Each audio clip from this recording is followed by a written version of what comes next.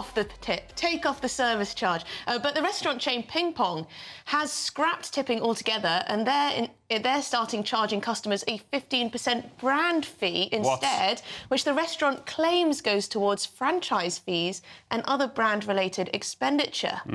Sounds fishy. So that's automatically added to the bill at the end of a meal. Diners can opt out of paying it, but they're unable to leave a tip for the staff, 90% of which would have gone to the waiting staff themselves. So they have this service charge and they can't then leave a tip for the wait staff. No. The company says that it will instead give employees a pay rise to match earnings staff would have received with service charge distribution. Sounds very complicated. Joining us now in the studio is celebrity chef Jameson Stocks. Good morning to you, sir. Good morning. First question, should we tip? I think you should definitely tip, especially if the meal's good.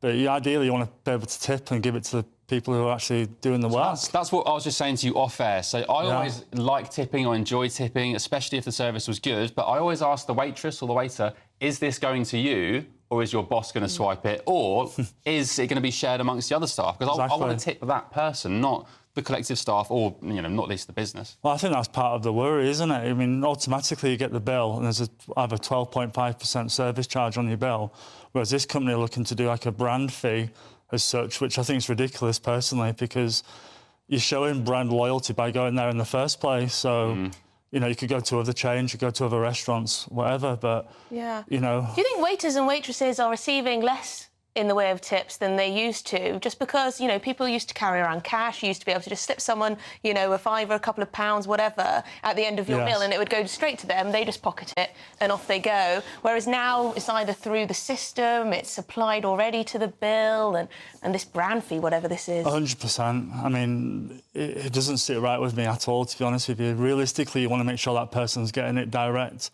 rather than going through the owners, whether they're going through tax, whether they're going through everything else, So this restaurant has introduced this brand fee because there's new legislation coming in a couple of months which forces businesses to share tips amongst their staff. So this is their way of getting around it. They said, OK, we'll do a brand fee, whatever that means, and we'll keep the money for ourselves. But tipping, regardless, I just read in the introduction there, 90% went to staff. So before that, businesses were taking 10% for themselves anyway. If not more. Sometimes it's even more than that. What a scam. Well, it's pretty ruthless. It's it's an industry where it's hard to make money anyway.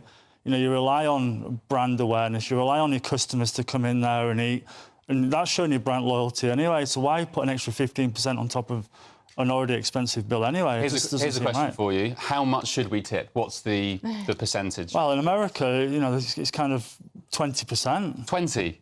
But the wages are slightly better in America. The cost of living's not quite as high as here. You've just exposed me there for being a bit of a cheapskate, because I thought 10% was the normal rate.